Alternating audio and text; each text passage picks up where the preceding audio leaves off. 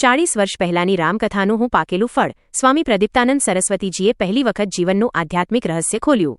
રામનવમીના પાવન પર્વે દિવ્ય સંત મિલન આર્ષ અધ્યયન કેન્દ્રની પૂજ્ય મોરારી બાપુએ મુલાકાત લીધી। 40 વર્ષ પહેલાની રામકથાનું હું પાકેલું ફળ સ્વામી પ્રદીપ્તાનંદ સરસ્વતીજી રામનવમીના મંગલ અવસર પર માધાપર ભુજ સ્થિત આર્ષ અધ્યયન કેન્દ્ર ખાતે એક વિરલ અને ભાવુક આધ્યાત્મિક મિલન જોવા મળ્યું હતું।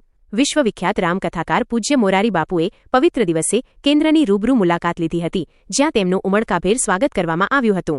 આ મુલાકાત માત્ર એક શિષ્ટા આજે આશ્રમની અંદર રેગ્યુલર અમારી બધી સાધનાઓ થતી હોય એમાં નોરતા ચૈત્રી નોરતા ચાલતા હતા અને આજે નોમના દિવસે અમારું અનુષ્ઠાન પૂરું થયું અને અમે લોકો અહીંયા રામચરિત માનસ ગાન કર્યું। બધી જ ચોપાઈઓનું ગાન રોજ કરતા હતા। અમે આજે પૂર્ણાવતિ થઈ બપોરના અને રામ જન્મોત્સવ મનાવવામાં આવ્યો અને સાંજના મોરારી બાપુ આશ્રમમાં પધાર્યા।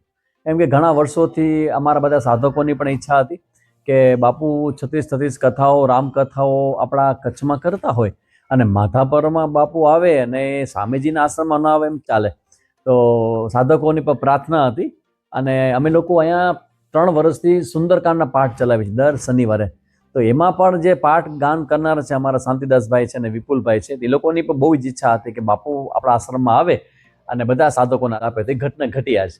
એટલે મારું કહેવાનું એમ છે કે જ્યારે તમે કોઈક આવી સાત્વિક સાધનાઓ કરતા હો ત્યારે એ સાધનાના ફળ સ્વરૂપે કોઈને કોઈ વ્યક્તિ આવી અને તમને એ હનુમાનજી મહારાજના જે આશીર્વાદ છે ને એ તમને એના સ્માઇલ દ્વારા આપી જાય। આજે બે એવા સંતોનું મિલન છે, એમાં જે સંવાદ થયો કે આજે તમે કંઈક એવી વાત કરી હશે કે જે કદાચ કોઈને ખબર ન હોય। હા, એમાં એવું છે કે સાધુ સંત સંન્યાસી હોય ને એ અમુક વાત પોતાની એવી હોય કે જે ખોલે ત્યારે જ ખુલે, ત્યાં સુધી કોઈને ખબર ન પડે।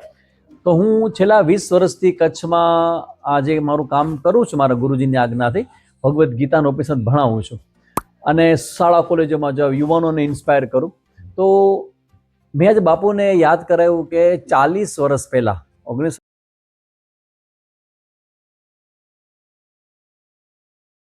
આજે આશ્રમની અંદર રેગ્યુલર અમારી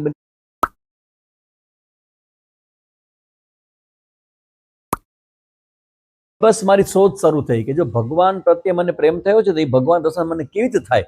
અને પૂછતા આજે હું સંન્યાસી બનીને હું કચ્છની અંદર ફરું છું।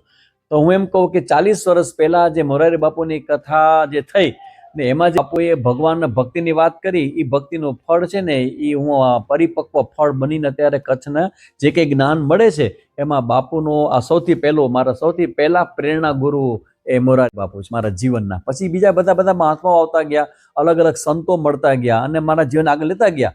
સૌ પ્રથમ વખત આ મારા જન્મનું પાસ્ટ લાઈફનું મારું કોઈક હશે કનેક્શન અને આ જન્મમાં એ મોરારી બાપુની કથા દ્વારા એ મારું કનેક્શન તપાણું।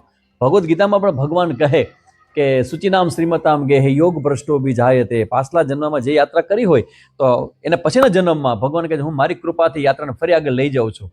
તો એ મેં મારા જીવનની અનુભૂતિ બાપુ પાસે વ્યક્ત કરી। નમસ્તે। આજે